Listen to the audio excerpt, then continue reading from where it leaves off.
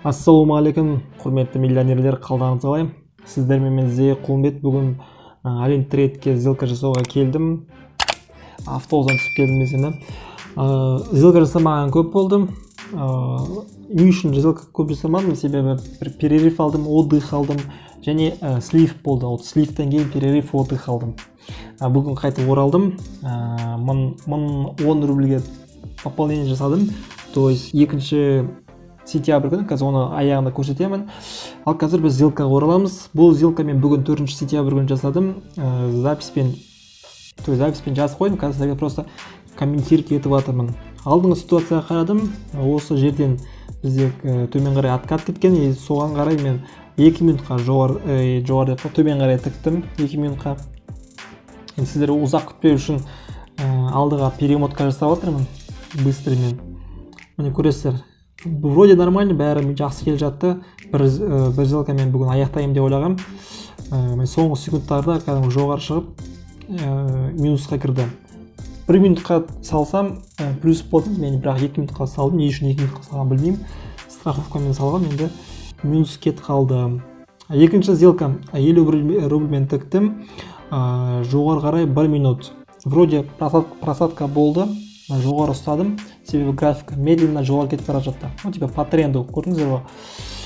Төмен қарай 1 минутқа тіктім. И ойладым тоже минус боламын деп. Соңғы секундтарды ойлаңыздар.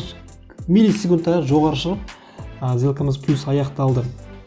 Осылай біздің бүгінгі 4 сентябрьдің күніміз 10 рубль плюспен аяқталды. Қазір телефонның экранына назар аударамыз. Телефон арқылы сіздерге статистикамды көрсетемін. Қазір достар, біз өзіміздің табысымызды осы жерге жазамыз. Осы жерге мен әр табысымды жазып отырамыз. Сіздерге де пайдасы тиеді деген ойдамын. Примерно қай күндер минус, қай күндер плюс болды дегендей.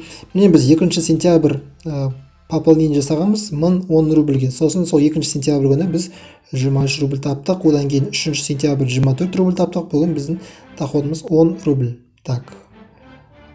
Қосу 10 рубль дейміз. Так, окей. Все, 4 сентябрь, бүгін 10 рубль. Ең астына түсіңіз, всего 1067 деп тұрады.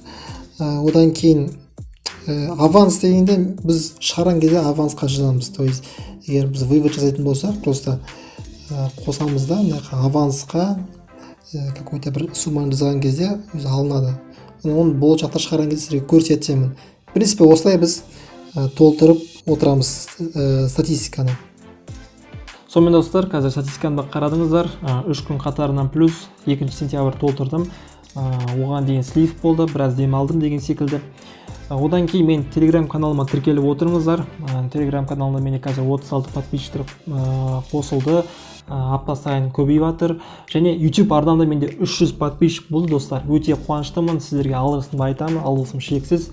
Мақсатым менде 400, одан кейін 500. 1000 подписчик YouTube каналында және 500 подписчик Телеграм каналында болған кезде мен өзім жайлы бүкіл ақпаратты беретін боламын. Типа мен өмір баяным кішкентай кезден бастап қазіргі сәтке дейін арнайы видео жазатын боламын. Ол видеоны білмеймін ұзақтығы қанша, может 1-2 сағаттық видео болуы мүмкін. Толық мен жайлы өзім басынан кеткен бүкіл историяны бәрін айтамын. Ол үшін 1000 подписчик және 500 подписчик Телеграмда жинау керек. Сол себепті YouTube каналға подписаться кнопкасын басып отырайық, лайкымызды басайық, колокольчикті басайық. Себебі колокольчик басқан кезде, видео шыққан кезде сіздерге уведомление келеді. Бірінші болып көресіздер және алғаш рет комментарий жазасыздар. Телеграм каналға тоже тіркелуді ұмытпаймыз. Сіздермен болған Thekulumbet, келесі жүздескенше ссылканың бәрі астында.